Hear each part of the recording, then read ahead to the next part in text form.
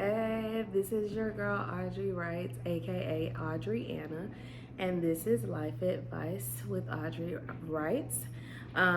This is actually my fifth episode, and I'm kind of excited. Although I haven't finished the blog post for this video, I suspect that by the time that this video is uploaded, it will be done. But today I'm actually going to talk about rejection and accepting rejection and what that should look like in a healthy way to move on from that. So again, I'm excited about this. I actually wanted to finish this post before I did some of my others because I kind of have like a rotation going. But I think that learning how to accept rejection is a fundamental piece of our growth process because we are not always going to be received, welcomed, or any of those things depending on the environments that we go in. So it's important that we understand how a healthy way, a healthy way to respond to rejection, okay? And for me, in my personal experience and story and journey, I think that it was very essential for me to understand that a no, just understanding what a no means, right? Like a no is not always something negative. And the negative value that we attach to it is solely us. Like we can choose to look at no's being, something else, glass half full, right? Glass half full, glass half empty. Either it's something good, it could be something good for us, or it could be something bad. If we choose to focus on the negative, then obviously no will be looked at something bad for us. I think for me, the value that I've attached to hearing no or receiving no is either not now or not for me. There's something better. And so I don't look at a no as being in inferior. It's me being incapable of doing of meeting an expectation, or me not being preferred or something like that. I just look at it as, the universe's way, or if you're spiritual, God's way of saying, this isn't for me, or this is not the right time for me. And typically what I do in those instances is identify something else that I need to put my focus on. Because I think a lot of times what we don't realize or what we don't associate with rejection is redirection, right? Or refocus. And so like you being rejected doesn't mean again you're inadequate, you're incapable, or any of those things. For the most part, I know for me and my history and what I've learned, it's pretty much meant I needed to focus on something else at the time, and that wasn't for me to focus on at that moment. Even in situations where I felt like my circumstances may have been dire, or I just really feel like I needed something and I just keep saying, getting no response. Again, consistent no's, especially back to back, for me means that's not the right thing for you to be doing. That's not where your focus is, and it's not the right time for that. So we need to figure out what else is working or what else needs my focus at this point, so that whenever I'm not so focused on hearing a no, that whenever I receive the response I'm looking for, it feels like, oh, it happened quick, versus me just sitting there waiting and looking at the time, and it's moving slow because I obviously didn't get the response I was looking for. So I'm kind of just waiting to get that acceptance, okay? So again, I know for me, the first part about accepting rejection or being able to accept rejection is just changing the perception of what rejection means to you. attaching a new value to it. Because when you attach a new value to it, then you can get out of your head. You won't be stuck in your head just worried about stuff that essentially is out of your control. Okay, so that's one piece. The second part to the perception is that if you change the perception of in the value that you place on rejection and hearing no, then you can control your response to it, right? Typically, when we respond to hearing no, that's a irate response, an angry response, a frustrated response, a very dismissive response, and the list goes on, right? Everybody responds to rejection differently, and for the most part, um, it just depends on what the exact scenario was. Your anxiety might be heightened, or whatever the case may be. You know, when you got rejected, or when you heard a no, it could have been the 100th time. You know, there are a lot of different scenarios that provoke a different behavioral response or a different emotional response to rejection or to hearing no. And so that is why it's important for us not only to change the perception of how we view it, but changing that perception helps us manage our behavioral response, right? I'll say for me and my work history, one of the hardest times I went through as a young professional working in corporate America. I started out very young in the world of human resources and climbed the ladder pretty quickly and was exceptional and highly regarded for the job that I've done in the role. The problem with that was with my age, I was getting paid a lot more than people were willing to pay. And didn't matter the work, didn't matter what I was doing, didn't matter the fact that, you know, I was getting VP's annual bonuses that I never received or was seeing any kind of percentage of that based on my work.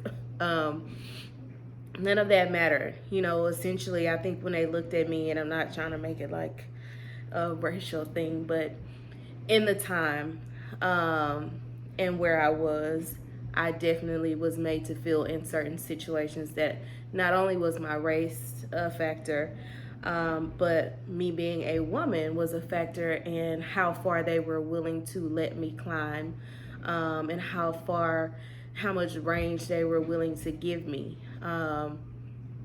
You know, they still essentially, despite all the great work I was doing, wanted to have control over, you know, my finances or what I did. They didn't want to give me the accolades, essentially. You know, they wanted to keep that for themselves. So I found myself in a situation to where I was forced out. I was forced out.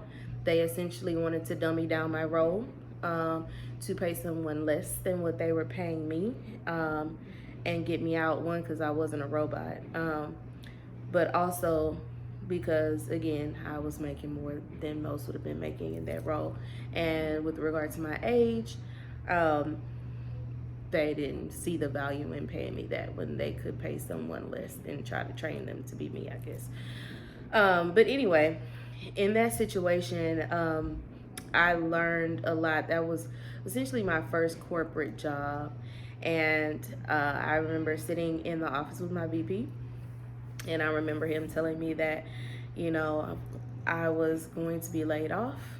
Now, mind you, for no reason, because again, I was exceptional at my job. So outside of the fact that they didn't want to pay me, and I wouldn't do immoral and unethical things, that's the only reason why they would try to force me out or to get rid of me. And so at the time, I thought about pursuing legal aspects, right? I thought about saying, I'll challenge this lawsuit and get way more money, because essentially I could have, because at the time they really had no grounds. But I ended up taking the payout. They paid me. And from there, I just decided that was, because I'm spiritual, God's way of moving me into another situation, or for me to focus on something totally different.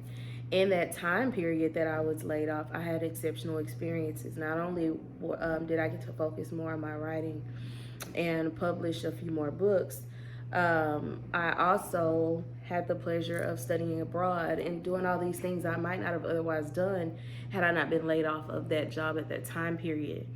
And so it was a blessing in disguise for me. I still got to have some amazing experiences because of that. I was compensated well, so for my age, I didn't really have any needs or wants in regards to that. But I said all that to say that in that moment, receiving that rejection was hard. It was hard because as someone who does the right things, and you haven't done anything wrong, to hear that you're being forced out of a role that you've exceeded in and done exceptional in is very hard.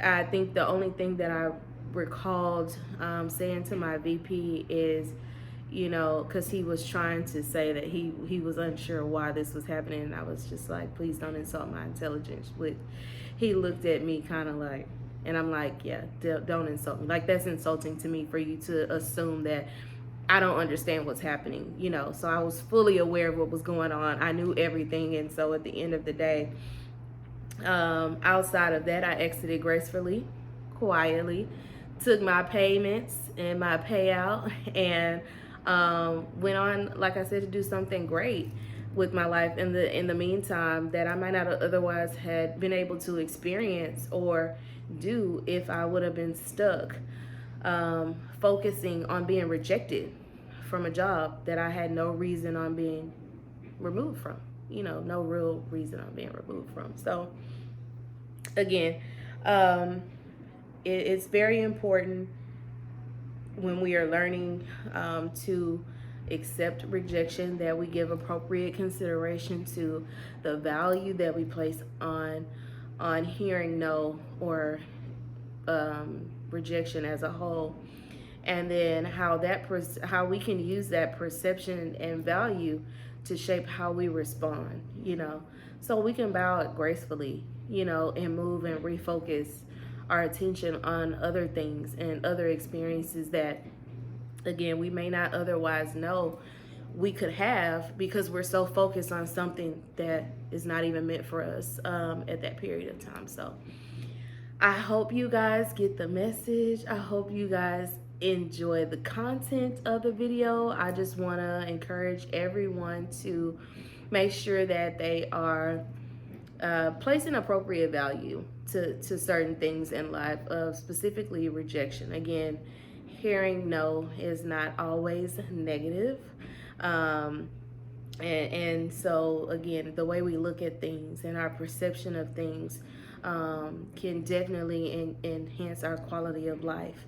But again, as many things that I share on my blog and as I've shared on this channel so far, we have to choose. We have to choose to be intentional with how we view things, how we value things, and how we respond. Everything, there's an element of intent and there's an element of choice. And so we like to say sometimes we don't have as much control, but the things that we do have control over, again, we need to act with intention. So again, hope you guys enjoyed this. I am working on the blog post for this content as we speak, and hopefully by the time that I upload this video, it will be complete, which I'm sure it will be. In the meantime, be sure to, in the meantime, meaning the next video, because I don't know when I'm gonna have the next video posted, but be sure to check out the blog. So that's gonna be www.audreywrites.com, AudreyWrites.com. And then if you have any specific issues, questions, situations, scenarios that you want to discuss, be sure to send me an email at audreywrightsinfo@gmail.com. All of that information will be in the description. Links to the blog post referenced in this video will be in the description as well. And again, guys, thank you for joining me today. As I like to remind you guys, this is a casual setup. This is a very informal chat session that I wanted to establish on this channel to supplement the content for my blog, because I was being asked to also create videos for those on the go who want to listen and can't always read. So I'm trying to do both. But unfortunately, with a lot of the content that I have and a lot of the tidbits I have, I can't really put everything that I write about in a blog, in a 15-minute video or 10-minute video, because I'm trying to keep these anywhere 10-15 minutes, no more than 20. So yeah, just be mindful of that. So I think if you really want the best benefit as far as in your growth process and in your learning and development, self-improvement, self-help, then it's beneficial that you not only watch the videos, but also follow the blog and read the blog posts, okay? As my disclaimer will tell you, although I have a master's in psychology and I'm currently a doctoral student in psychology, I am not a licensed clinical professional. Therefore, this is not formal clinical advice. This is more, again, informal chat sessions, just trying to share with you guys experience in my development process, so that hopefully my experience will help you guys as well. So I've had the pleasure of chatting with you guys again today. Thank you so much for the support. I look forward to chatting with you guys in the next video. Thanks again, and be sure to check out the blog, like, subscribe, share, and comment. All right, I'll see you guys in the next one.